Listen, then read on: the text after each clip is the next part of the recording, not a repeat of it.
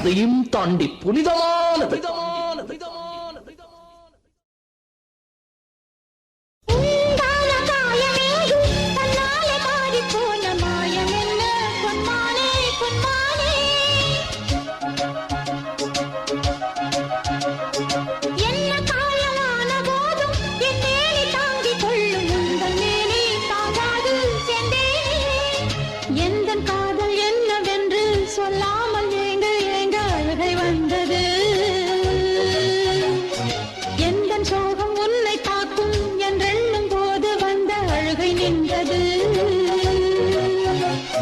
மனிதர் உணர்ந்து கொள்ள இது மனித காதல் அல்ல, அதையும் தாண்டி புனிதமானது.